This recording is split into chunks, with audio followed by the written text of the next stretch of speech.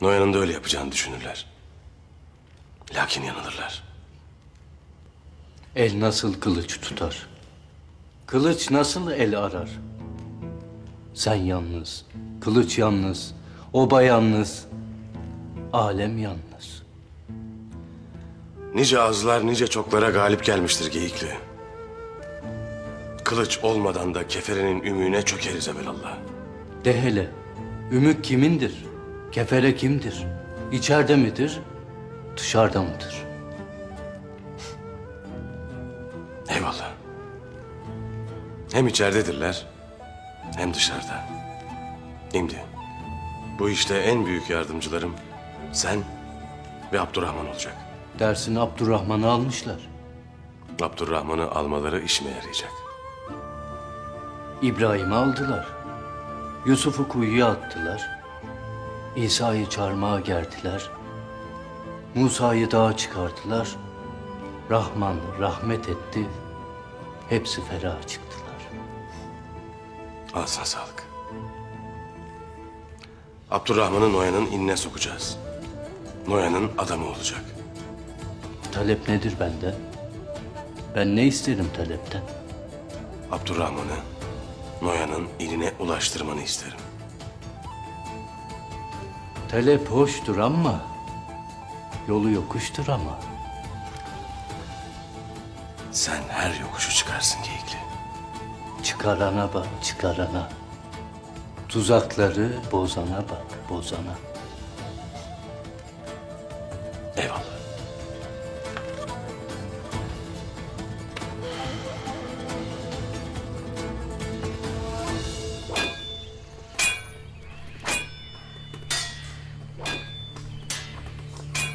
Her yeri yakıp yıktınız.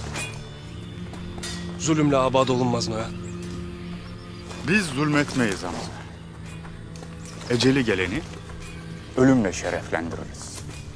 Ne zamana kadar sürecek mücadeleniz? Gökte nasıl tek tengri varsa, yerde tek hakim Cengiz Han'ın evlatları olana dek. İşte Hamza, o gün dünyaya mutluluk ve barış gelecek. Ordunuzda çok sayıda Türk de var. Benim anam da Türktür Hamza. Sizlerle anadan kardeşiz.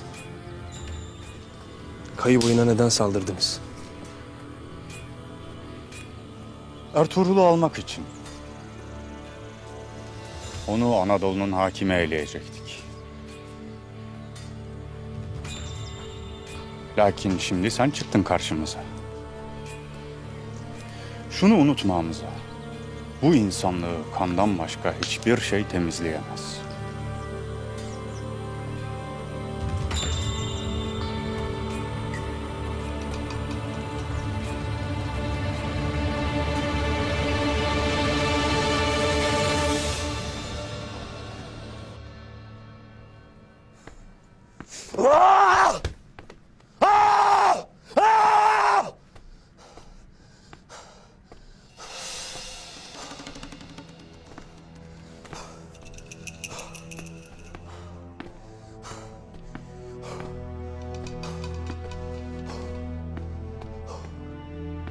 Öfken seni kemiklerine, iliklerine kadar esir almış.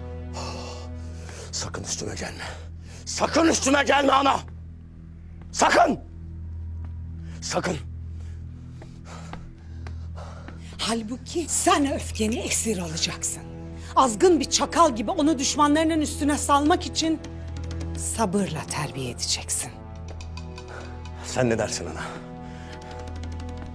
Ertuğrul burada! Aramızda! Toyda! Alpleri herkesin içinde üstüme yürüdü. Beni rezil ettiler! Bana kafa tuttular! Ben onların bütün küstahlıklarına boyun eğdim. Sustum! Gün doğdu abim için sustum. Sustum!